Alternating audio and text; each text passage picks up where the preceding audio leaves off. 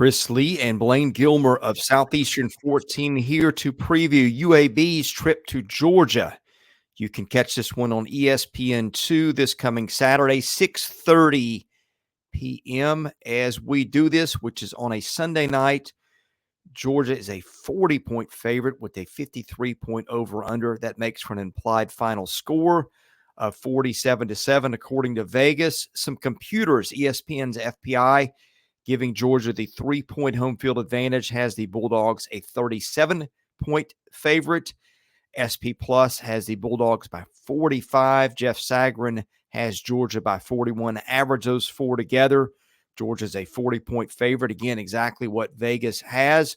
Georgia, I don't know if slept walk is the right term for what Georgia did against South Carolina in Athens, but it trailed 14-3 at half before Carson Beck and Dejon Edwards got untracked. UAB has had a couple of tough losses so far. It won its opener against an FCS team, and since then, Trent Dilfer's team has struggled.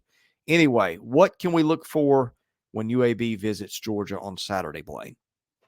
I mean, you're looking at a UAB team that's been there at Georgia before. A couple of years ago, this is when really the Stetson Bennett story got started. Carson Beck was actually supposed to be the starter that week, replacing an injured JT Daniels, and Stetson Bennett outplayed him in practice that week, became the starter, went off for, 400-something yards in that game and didn't look back. Had that job for 2 years, and now we're, 2 national titles later. But now Carson Beck is the starter.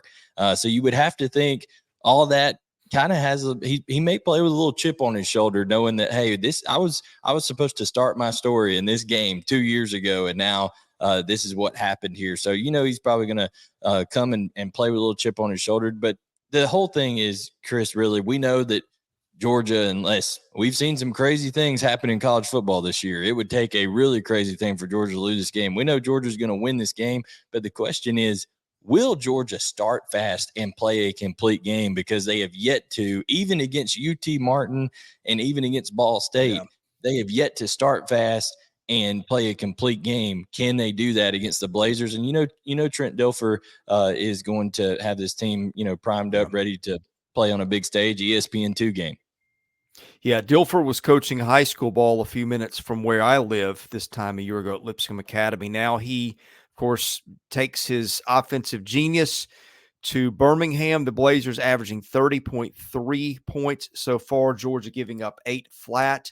UAB runs the ball 40% of the time. On running plays, it is getting 4.8 yards. On passing plays, 7 yards even. Georgia giving up 4 even on running plays and just 4.4 on passing plays. Georgia also forcing turnovers at a greater rate than it has in the recent past, 3.2% of snaps. UAB has been a little turnover prone, 2.8% of snaps. I don't know if that continues. Georgia, not really a team that gets after the quarterback and sacks guys and creates havoc. They just get straight up stops. And UAB has given up 8 sacks so far. You saw Georgia get a pass rush last week against South Carolina, and I'm interested. I mean, it doesn't really matter. Georgia can get stops either way, but just something I noticed as I was going through the stats for this one is Georgia's been a little bit different in terms of its identity, and maybe some of that is just it played South Carolina, which has got a pretty poor offensive line and was vulnerable in certain ways.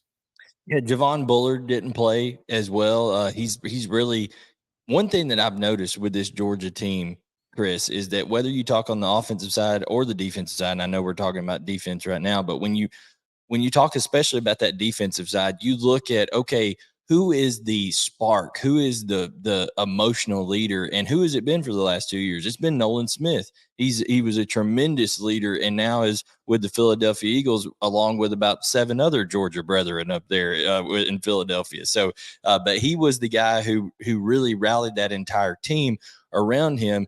Javon Bullard has kind of taken on that role, and him being out for that South Carolina game, he gave it a go, tried to warm up, just couldn't. I actually was in the stadium and I saw him talk to Muschamp, and he just said, "Hey, man, I can't go." So I was watching him and I saw that conversation go down. But I think, he'll try to work his way back. They may save him for the Auburn game since they're going on the road after that. But Georgia really needs somebody to be, okay, you don't have to be down 14-3 to start getting emotional and start bringing some energy. And I think that's what they need out of this right here. And the defense in particular, UAB doesn't run the ball great. They're gonna throw it a lot, like you said. They're throwing it 60% of the time. I think Georgia will do what they normally do, not try to send more than 4 if they don't have to. But eventually, when they do have to bring in that third down package, which they have done a lot, Chris. If you've watched that defense, you've seen Xavier Sori, Jalen Walker, a bunch of these linebackers and reserve linebackers all in there at the same time, kind of that quote unquote cheetah package that you've seen Alabama do at times. So finding different ways to manufacture pass rush. And you're right, they do have guys that are creating turnovers, Malachi Starks, Tyke Smith. So I think that's what you're going to look for defensively for Georgia. Just continue to play solid, continue to maybe tackle a little bit better than they did in space against South Carolina last week. Yeah, depth has been a hallmark of these Georgia defenses in Kirby Smart's run of dominance here lately. Which, look, you're going to need it a little bit against UAB because UAB averages 72 snaps a game. That's a lot for this era with the new clock rules. Yeah, and just some guys to watch for UNLV. Quarterback Jacob Zeno has already thrown it 122 times for nearly 1,000 yards. He's also run it for nearly 100, and he's got 5 guys who have caught at least 100 yards of passes through 3 games. So they will spread the targets around. Georgia, let's talk about when the Bulldogs have got the football. Again, a better second half. Bulldogs averaging 39 points a game. UAB's defense has been kind of porous so far, allowing 32 points a game. Georgia is running it 47% of the time, 4.7 per rushing play, 8.4 per passing play. One really good thing about the Georgia offense, a 0.5% turnover rate, which UAB is forcing 3.2% of turnovers on snaps so far, and has also sacked the quarterback 9 times. Yeah, Trent Dilfer, again, a little bit of an offensive guru, obviously won a Super Bowl in the NFL with the Ravens, but this is going to be a much different challenge than the teams that UAB has seen so far. Yeah, Chris has that UNLV game still seared into his memory from having to cover that on the Vandy side for sure. But when it comes down to this, Chris, here's what you need to see out of Georgia.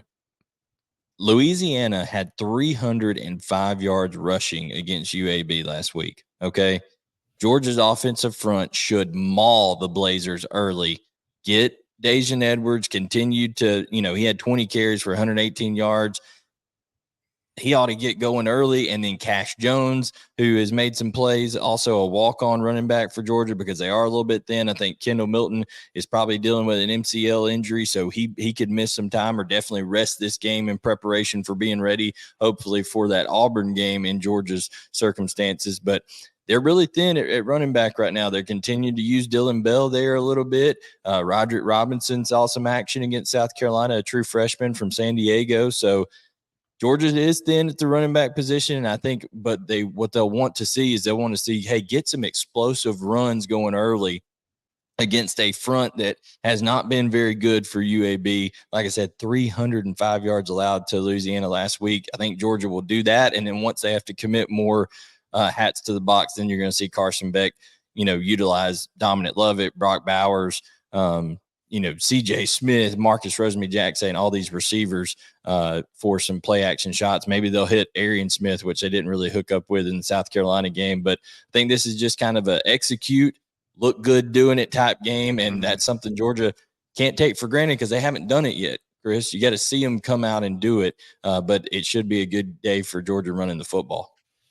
Well, we always hit you with the last couple of facts before we make our predictions, and neither of these are good for UNLV. Penalty yards average per game so far, UNLV 61, Georgia 42. Good grief. I've just got it. Well, look, spoiler alert, UNLV, UAB, whoever Georgia's playing Saturday, they're going to win this one. Whatever acronym you want to use. Right. And here's another thing if you're UAB that's not good.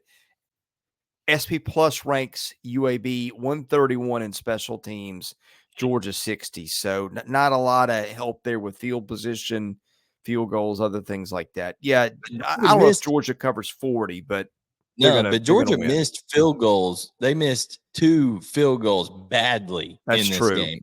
I mean, badly. So my question is Peyton Woodring, who's a freshman, does he even kick the field goals, or does Jared Zirkle take over that job? So that is something to watch for in this game, kind of an underlying story, Chris, for future down the road, because at some point Georgia's going to need to make a pressure field goal, and who is it going to be that does it? Well, Blayne, I've got some news for you. You could kick field goals for Georgia Saturday, and the Bulldogs are still going to win. So there's that. There you go. The question is that 40. Vegas knows something we don't, because you and I both, when we were about to log on for this, Chris, we were like, my goodness, 40 is so many points. Yeah. And again, I don't remember if I got to this earlier, but FPI, Georgia by 37, SP Plus, Georgia 45, Sagarin 41. So the computers are right there with the odds makers. There we go. All right, take Georgia big in this one. I don't know if 40 is something I'd want to put a lot of money on. There's a reason I don't gamble.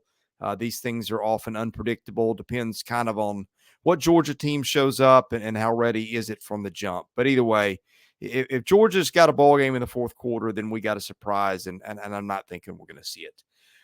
We are Southeastern 14. We cover every single SEC game involving FBS teams. Best way to catch those, hit that subscribe button, hit the like button. Hope you'll catch the rest of our previews for this week. For Blayne Gilmer, I'm Chris Lee. We're Southeastern 14. We'll see you again soon with more SEC football content.